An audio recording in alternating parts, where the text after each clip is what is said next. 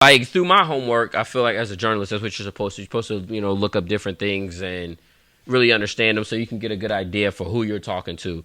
And the main thing that I seen when I was coming was obviously the troubles, the crimes, and everything that came with your career. How did that all come about? Like, how did crimes? I ain't do no crimes, man. I mean, but it was a. I got accused. Violence. You got accused, so all the crime. I mean, that's what. Like, bro. Is that not a crime? Is that not a crime? If you see a man in handcuffs, it's a crime. You may not be guilty of it. It's all the crimes. Like, yeah, I mean, listen. You know I don't have a record, right? I don't know that. It wouldn't allow me to do a background check in 24 hours. So, yeah, I mean that stuff comes with the turf. But as far as like you said, like I remember when I was at UC, like our coach came in one day and was like pretty early, like I might have been a freshman. He was like, basically, whatever you do from this point on, it's gonna be former University of Cincinnati football player. If you do something, they're gonna say something about Mount St. Joe's. Why? It's gonna sell. You know what I'm saying? Like that's how you're gonna be looked at. So, as far as the domestic violence thing, there was no violence. And that was what I got from it. And that's literally no violence. Like I didn't threaten. You talking about non-violent? Non-violent completely. Like so, there are certain things that if you knew me, you knew I was capable of. If it was drinking and driving or something like that, at that time I was capable of it. You know what I'm saying? Like it probably was true. Preach. You know what I'm saying? As far as like domestic violence, like I only fight people that got a chance to win. That's deep. I like that. That's almost like getting out of arguments. I ain't gonna fight you if you don't got a chance. Like if I don't have a chance to win, like what am I doing this for? Like because it's a lose-lose situation. Like I said, like with you trying to challenge me, like it's really a lose-lose for you. Artrell shit on you him in the meantime. Shit on him in the meantime. Like if you win, like how old are you? Like 20? 25, but you know what I'm saying? Yeah, like Come on, cuz. You supposed to win. Did that bother? If I win, now it's like, yo, okay. Now your boys look at you funny every time you know what I mean? Does that bother you a lot? Like Artrell, like to this day, or even in the process? I would never threaten a woman. You know what I'm saying? I would never threaten a kid. Yeah.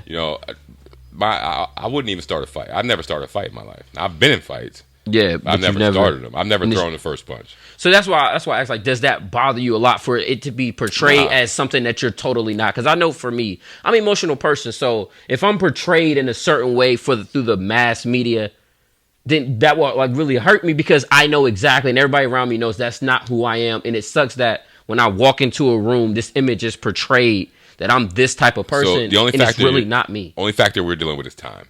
Yeah. So people can think that in the interim or in the short term, but they'll find out for sure with time. You feel what I'm saying? So as I look at it, like it's just a part of my story. It's an awesome part of my story. It's things while you're going through it because like you said, you like, yo, that's not who I am. Even like what are you talking about? Like all of a sudden I'm this guy, but that's how the machine runs. So now like it's what I lead with. You know what I mean? Because everything's not going to be. There's no such thing as fair. People say, "Oh, it's not fair." It's not. Oh, what's fair? Like, ain't no thing. It's not real. Like, you only play the hand you're dealt, right? And so, fair to me, like, it's not fair that some people are born into wealth. It's not fair to me that some people are born with autism. So, what's fair and what's not fair really isn't. It doesn't matter. Only thing that matters is how you're gonna play the hand that you're already dealt. Like, you can't change some things, but you can fight. Mm-hmm. I agree, and I seen you said an article was the it's not fair or what is fair thing, and that's what I felt like bothered me because when I first looked you up just to do homework, that popped up instantly. So I'm like, yo, what is this? And I did my research and I'm looking through it and I realized there really wasn't any violence in this situation. So that's what really irked me, and it just goes back to the Media One headlines and things like that. But it really irks me that this is however many years ago, and that's still the first. That's because that's the last thing that I've let people see on me. Mm-hmm. So, like, I agreed to come here and do this today. I didn't really know y'all, but I know what y'all are trying to do. Yeah. So I wanted to come and do it. And I know Sophie, whatever. So I wanted to come and do it. But so after all that went down, I had a choice to make, and the choice was like, WLWT suspended me indefinitely, all that stuff. So I lost my broadcasting job. But when I got acquitted, they came back. And they're like, oh, let's get this started again. And I was like, at that point, I had seen too much. Like, I had seen the industry, how it was, as far as like it's not very inclusive. Doesn't really include like people that look like you and me. I didn't like that. I didn't like dealing with it. I didn't like dealing, with people that weren't real or honest.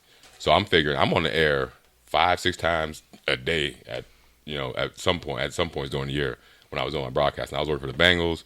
I was doing stuff on NFL Network. I had a national show I was doing every day in 223 cities across the country, 6 to 9 a.m., and I was on the news. If I'm on TV or on the air that much, to me, it was like, it's hard for someone to fake, you know what I mean? Like being a good person or having, like discipline. I'm not a woman beater. So when it happened, and I'm like, people should know, like my boss should know, people that I'm on the air with should know, like there's something about the story that ain't right. And they should give me the benefit of the doubt. Or at least treat me like, you know what I mean? Like I'm a part of this team. So when I got arrested and they didn't treat me like that, I was like, oh yeah, I'm out. I'm all the way out. Yeah. Like I'll never come back. Why? Because it's a waste of my life. That's how I feel about it. And so even now, like I'm like my skill set's still there. I can still do broadcasting if I wanted to. I could have did it then. I decided that I wasn't gonna waste my time on it. I was gonna coach sixth graders. So I coached sixth graders that year in football.